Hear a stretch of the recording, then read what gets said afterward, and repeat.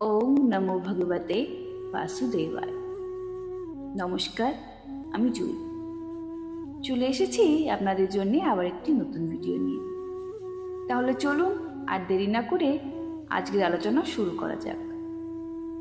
শ্রীমদ্ ভাগবত মহাপুরাণের তৃতীয় স্কন্দের 20 অধ্যায়, ব্রহ্মারচিত বহুবিধ সৃষ্টির বর্ণনা। শৌনক মুনি বললেন, হে সুত, পৃথিবীকে আশ্রয় রূপে লাভ করে স্বয়ম্ভূ মনু পরবর্তীকালে জাত প্রাণীগণের সৃষ্টির জন্য কি কি উপায় অবলম্বন করেছিলেন। মহাভাগবত বিদুর ভগবান শ্রীকৃষ্ণের একান্ত সুহৃদয় ছিলেন। তার জ্যেষ্ঠ ভ্রাতা ধৃতরাষ্ট্র, পুত্র দুর্যোধন আদির সাথে একত্র হয়ে শ্রীকৃষ্ণের পরামর্শের অনাদর করাতে তারা ভগবানের কাছে অপরাধ করেছে বিবেচনা করে বিদুর তাদের পরিত্যাগ করেছিলেন। মহাত্মা বিদুর মহর্ষি বেদব্যাসের ঔরসজাত পুত্র, তাই তিনি পিতা বেদব্যাসের চেয়ে কোনো অংশে কম ছিলেন না। তিনি সর্বান্তঃকরণে ভগবান শ্রীকৃষ্ণের আশ্রিত ছিলেন এবং শ্রীকৃষ্ণ ভগবতের অনুগামী ছিলেন। তীর্থ পর্যটনে তার অন্তঃকরণ আরও শুদ্ধ এবং নির্মল হয়েছিল। তিনি কুশাবর্ত ক্ষেত্র উপনীত হয়ে পরম তত্ত্ব জ্ঞানী মৈত্রেয় ঋষির কাছে গিয়ে আর কি কি প্রশ্ন করেছিলেন। হে সুত, তাদের পরস্পর কথোপকথনে অবশ্যই শ্রীহরির পাদপদ্ম সম্বন্ধীয় পাপ বিনাশক কথাই আলোচনা হয়েছিল, যা ভগবত পাদপদ্ম নিষ্ঠিত গঙ্গাজলের মতো সর্বপাপ বিনষ্ট করে। হে সুত, তোমার মঙ্গল হোক। তুমি আমাকে ভগবানের সেই পবিত্র কথা শ্রবণ করাও। শ্রী ভগবানের সকল কর্মই উদার এবং কীর্তনযোগ্য। হরিলীলামৃত পান করে কোনো রসজ্ঞ ব্যক্তি বা পরিতৃপ্ত হতে পারে। নৈমিষারণবাসী মুনিগণ এরূপ শ্রবণের আকাঙ্ক্ষা প্রকাশ করায় রোমহর্ষণ পুত্র গুরুশ্রবা শুধু ভগবানের চিত্ত একাগ্র করে তাদের বললেন, আপনারা শ্রবণ করুন। শুধু বললেন, হে ঋষিগণ, নিজের মায়া শক্তির দ্বারা বরাহ রূপ ধারণ করে ভগবান শ্রীহরি কর্তৃক রসাতল থেকে ধরণী মাতাকে উদ্ধার এবং হিরণ্যাক্ষ দৈত্যের অনায়াসে বিনাশলীলা শুনে বিদুরের মনে অত্যন্ত আনন্দ হল। তিনি মৈনিবর মৈত্রেয়কে বললেন।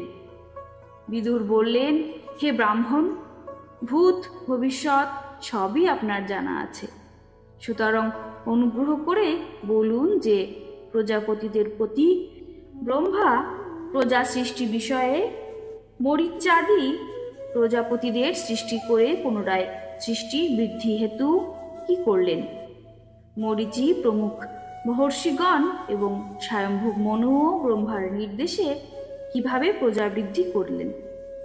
তারা কি নিজ নিজ পত্নীদের সহায়তায় এই জগৎ সৃষ্টি করেছিলেন, অথবা অন্য কারো সাহায্য ব্যতি রেখে নিজেরাই স্বতন্ত্রভাবে সৃষ্টি করেন, অথবা সৃষ্টির ব্যাপারে সকলে একত্র হয়ে এই প্রজা সৃষ্টি করেছিলেন।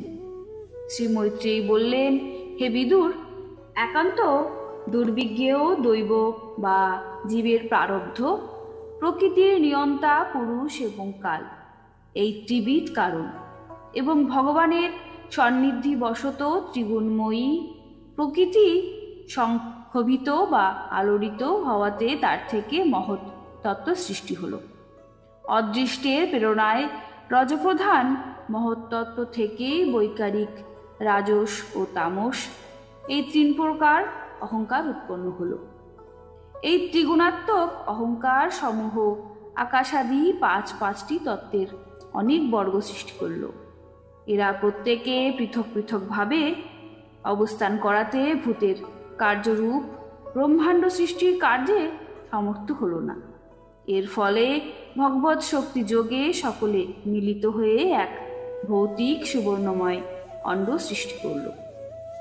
সেই অন্ডকোষ চৈতন্যহীন জড় অবস্থাতে 1000 বছরেও অধিক কাল পর্যন্ত কারণার্বে অবস্থান করল।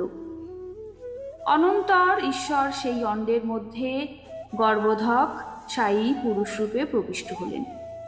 তখন সেই গর্ভোদকশায়ী শ্রী ভগবানের নাভিদেশ থেকে সহস্র সূর্যের দীপ্তিযুক্ত অতীব প্রভাময় একটি পদ্ম প্রকট হল। এই পদ্মেই সমগ্র জীবজগতের আবাসস্থান। স্বয়ং ব্রহ্মা পর্যন্ত ওই পদ্মের থেকে আবির্ভূত হন। ব্রহ্মাণ্ডের গর্ভরূপ জলে শায়িত শ্রীনারায়ণ যখন ব্রহ্মার অন্তঃকরণে প্রবিষ্ট হলেন, তখন ব্রহ্মা নামরূপাদি ক্রমে পূর্বকল্পানুসারে লোক সৃষ্টি করতে প্রবৃত্ত হলেন। সর্বপ্রথমে তিনি নিজের ছায়া থেকে তামিশ্র, অন্ধাতমিশ্র, তম, মোহ এবং মহামোহ এই পঞ্চবিধ বৃদ্ধিসম্পন্ন অবিদ্যা সৃষ্টি করলেন। নিজের সেই ছায়ারূপ তমময় শরীর ব্রহ্মার মনোভূত না হওয়াতে তিনি তাকে পরিত্যাগ করলেন। তখন সেই পরিত্যক্ত শরীরই রাত্রিরূপ ধারণ করল। এই রাত্রিতেই জীবের ক্ষুধা তৃষ্ণা বৃদ্ধির উদয় হয়। সেই রাত্রিরূপী শরীর থেকে উদ্বুদ্ধ যক্ষ রাক্ষসগণ সেই শরীরটিকে গ্রহণ করল। ফলে ক্ষুধা তৃষ্ণায় পীড়িত হয়ে তারা ব্রাহ্মণকে ভক্ষণ করবার জন্য তার দিকে ধাবিত হয়ে বলতে লাগলো, একে খেয়ে ফেল, একে রক্ষা করো না। কারণ তারা খুদ পিপাসায় কাতর ছিল। ব্রহ্মা উদ্বিগ্ন হয়ে তাদের বললেন, ও হে যক্ষ রাক্ষসগণ, তোমরা আমার সন্তান, অতএব তোমরা আমাকে ভক্ষণ না করে রক্ষা করো। তারপর ব্রহ্মা সাত্ত্বিক প্রভায় দীপ্তিমান তনু দ্বারা প্রকাশিত হয়ে মুখ্য মুখ্য দেবতাদের সৃষ্টি করলেন। তারা ক্রীড়া করতে করতে ব্রহ্মার পরিত্যক্ত প্রকাশরূপ দিবস শরীর আশ্রয় করল। তারপর ব্রহ্মা নিজ জঘন দেশে থেকে কামাসক্ত অসুরদের সৃষ্টি করলেন। তারা অতিশয় কামলোলুপ হওয়াতে সৃষ্ট হওয়া মাত্রই মৌথনের উদ্দেশ্যে ব্রহ্মার দিকে ধাবিত হল। এই কাণ্ড দেখে ব্রহ্মা প্রথমত হাসলেন, কিন্তু পরে নির্লজ্জ অসুরদের দ্বারা এইভাবে আক্রান্ত হয়ে তিনি ভীতক্রুদ্ধ হয়ে শঙ্কিত চিত্তে দ্রুত বেগে পলায়ন করলেন। ভক্তদের প্রতি কৃপাবশত তাদের ইচ্ছানুরূপ মূর্তি ধারণকারী স্বর্ণাগত বৎসল বিপন্ন দুঃখহারী ও বিষ্ট বরদায়ী শ্রীহরির কাছে গিয়ে তিনি বললেন, হে পরমেশ্বর, আমাকে রক্ষা করুন।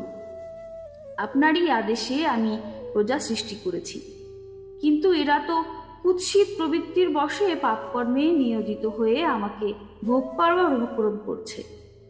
হে নাথ, আপনি বিপন্ন জীবের ক্লেশ হারি, আর আপনার শ্রীচরণের স্মরণ যারা গ্রহণ না করে তাদেরও একমাত্র আপনিই উপযুক্ত শাস্তি বিধান করে থাকেন। অন্তর্যামী প্রভু তো সকলেরই হৃদয়ে অবস্থিত। তিনি ব্রহ্মার কাতরভাব দেখে বললেন, তুমি তোমার এই কামকলুষিত তনু ত্যাগ করো। ভগবান এই কথা বলা মাত্রই তিনি তার সেই শরীর ত্যাগ করলেন। তার চরণকমল নূপুরের শব্দে শব্দায়মান হচ্ছিল। তার নয়নযুগল মদবিহুল এবং কোটিদেশ চন্দ্রহারের প্রভায় শোভিত বস্ত্রে আবৃত ছিল। তার পিন পয়োধর পরস্পর মর্দিত এবং ব্যবধান শূন্য। নাসিকা ও দন্তাবলী অতি সুন্দর। মুখে স্নিগ্ধ হাসিযুক্ত বিলাসপূর্ণ দৃষ্টিতে তিনি অসুরদের দিকে দৃষ্টিপাত করলেন। ঘন নীলবর্ণ কুন্তল রাশিতে সুশোভিতা সেই সুকুমারী লজ্জায় নিজের দেহ বস্ত্রাঞ্চলে আচ্ছাদিত করছিলেন। হে বিদুর, সেই সুন্দরীকে দেখে অসুরকুল মোহিত হয়ে গেল। অসুরেরা ভাবতে লাগলো, আহা, এই রমণীর কি আশ্চর্য রূপ, কি অলৌকিক ধৈর্য, আর কি অপরূপ নবযৌবন। আমরা সকলেই এর প্রতি কামপীড়িত, কিন্তু ইনি কেমন স্বচ্ছন্দে নিষ্কামার মতো ঘুরে বেড়াচ্ছেন। এইভাবে সেই দুর্বুদ্ধি অসুরগণ নিজেদের মধ্যে নানা রকম জল্পনা কল্পনা করে স্ত্রীরূপধারিণী সন্ধ্যাকে অভ্যর্থনা করে প্রণয়পূর্ণ বচনে জিজ্ঞাসা করল, হে সুন্দরী, তুমি কে আর কারি বা কন্যা? হে ভামিনী, তোমার এখানে আসার কারণ কি? তুমি তোমার এই অমূল্য রূপ রাশির লোভ দেখিয়ে কেন আমাদের কষ্ট দিচ্ছ? হে অবলে, তুমি যেই হও না কেন, আমরা যে তোমার দর্শন পেয়েছি এটি অতীব সৌভাগ্যের ফল। তুমি কন্দুক ক্রীড়া দ্বারা তো তোমার আমাদের মতো দর্শকের মন উন্মোচিত করেছ। হে শালিনী, তুমি করতল দিয়ে যখন এই ঊর্ধ্বে বাতক্ষিত কন্দুককে পুনঃ পুনঃ আঘাত করছো, তখন তোমার চরণকমল এক জায়গায় স্থির থাকতে পারছে না। তোমার কৃশতর কোটিদেশ সমুন্নত স্তনদ্বয়ের ভারে ভীত হয়ে যেন বিশেষভাবে শ্রান্ত হয়ে পড়ছে, আর তোমার নির্মলা দৃষ্টি যেন ক্লান্ত হয়ে যাচ্ছে। আহা, তোমার এই কেশকলাপ কতই না মনোহর! এইভাবে প্রমদার মতো আচরণশীল ও প্রলোভনকারিণী সায়ন্তনী সন্ধ্যাকে প্রকৃত রমণরত্ন মনে করে মূঢ়বুদ্ধি অশ্রুগণ তাকে গ্রহণ করল। তদন্তর ব্রহ্মা গম্ভীর ভাবে হেসে যে নিজের সৌন্দর্য নিজেই যেন মুগ্ধভাবে উপভোগ করছিল, সেই সৌন্দর্যের প্রকাশিকা নিজ কান্তিময়ী মূর্তি থেকে গন্ধর্ব ও অপ্সরাদের সৃষ্টি করলেন। তিনি জ্যোৎস্না রূপ নিজের সেই কান্তিময় প্রিয় শরীরও পরিত্যাগ করলেন। সেই পরিত্যক্ত শরীরকে বিশ্বাবসু ইত্যাদি গন্ধর্বগণ আনন্দিত মনে গ্রহণ করলেন। তারপরে ভগবান ব্রহ্মা নিজ তন্দ্রারূপ আলস্যা দ্বারা ভূত পিশাচদের সৃষ্টি করলেন। তাদের দিগম্বর ও আলুলায়িত কেশ বিশিষ্ট দেখে তিনি চোখ দুটি বন্ধ করলেন। অনন্তর ভগবান ব্রহ্মা কিছুক্ষণ পরে জুম্ভা অর্থাৎ আলস্যরূপ তনু ত্যাগ করাতে সেই ভূত পিশাচেরা সেই তনু গ্রহণ করল। এরই নাম নিদ্রাও বটে, যার থেকে জীবের ইন্দ্রিয় শৈথিল হতে থাকে দেখা যায়। যদি কোনো মানুষ উচ্ছিষ্ট মুখে শয়ন করতে যায়, তাহলে ভূত পিশাচাদি তাকে আক্রমণ করে এবং তাকে উন্মাদ বলা হয়। এরপর ভগবান ব্রহ্মা একদা মনে মনে নিজেকে তেজময় বিবেচনা করে অদৃশ্য রূপের দ্বারা সাধ্যগণ ও পিতৃগণকে সৃষ্টি করলেন। সাধ্যগণ ও পিতৃগণ নিজেদের উৎপত্তি স্থল থেকে অদৃশ্য শরীরকে আশ্রয় করেছিলেন। পণ্ডিতগণ এই অদৃশ্য শরীরকে উদ্দেশ্য করেই সাধ্য ও পিতৃগণকে শ্রাদ্ধাদি দ্বারা হব্য ও কব্য প্রদান করে থাকেন। নিজের অন্তর্ধান শক্তি দ্বারা ব্রহ্মা সিদ্ধ ও বিদ্যাধরদের সৃষ্টি করলেন এবং সেই অদ্ভুত অন্তর্ধান বিদ্যাযুক্ত শরীর তাদের প্রদান করলেন। একদা ব্রহ্মা নিজের প্রতিবিম্ব দর্শন করেন। প্রতিবিম্বে নিজের অতীব সৌন্দর্যশালী দেখে সেই প্রতিবিম্ব দ্বারা কিন্নর ও কিম্ব পুরুষদের সৃষ্টি করলেন। ব্রহ্মা সেই প্রতিবিম্ব শরীর ত্যাগ করে তার সেই পরিত্যক্ত প্রতিবিম্ব শরীর কিন্নর ও কিম্ব পুরুষগণ গ্রহণ করল। এই জন্য এই কিন্নর ও কিম্ব পুরুষগণ সকলের তাদের পত্নীদের সঙ্গে উষাকালে ব্রহ্মার গুণ কর্মাদির গান করে থাকে। সৃষ্টি বিস্তার হচ্ছে না এইরকম একটা ভাবনা ব্রহ্মার মনে আসাতে তিনি হাত পা সব ছড়িয়ে লম্বমান হয়ে শয়ন করলেন। পরে ক্রোধবশত সেই নিজ ভোগময় শরীর পরিত্যাগ করলেন। সেই পরিত্যক্ত ভোক্তনু থেকে যে কেশসমূহ বিচ্যুত হয়ে পড়েছিল, সেইগুলি অহিরূপে সৃষ্টি হল। ওই শরীরের হস্তপদাদির প্রহসন বা আকুঞ্চন প্রসারনাদি হেতু সেই জীবগণের অন্য নাম সর্প এবং বেগশালী হওয়ায় নাক তাদের নামান্তর। ব্রহ্মার ভোগ সৃষ্টির দেহ থেকে উৎপন্ন হওয়াতে ভোগ অর্থাৎ ফনা দ্বারা তাদের কন্দর বিস্তীর্ণ হয় এবং ক্রোধাবেশে উৎপন্ন হওয়াতে সকলেই অত্যন্ত ক্রূর স্বভাবের হয়েছে। ব্রহ্মা এইভাবে একের পর এক ভিন্ন ভাবযুক্ত তনু পরিত্যাগ করে বিধিত সৃষ্টি করে নিজেকে হিতার্থ মনে করলেন অবশেষে তিনি নিজের মন থেকে মনুদের সৃষ্টি করলেন। এই মনুগণ কালক্রমে সৃষ্টি বিস্তার করলেন। আত্মতত্ত্বজ্ঞ ব্রহ্মা নিজের পুরুষাকার দেহ মনুকে দিয়ে দিয়েছিলেন। মনুদের দেখে তাদের পূর্বে সৃষ্ট দেবতা গন্ধর্বাদিগণ ব্রহ্মার প্রশংসা করতে লাগলেন।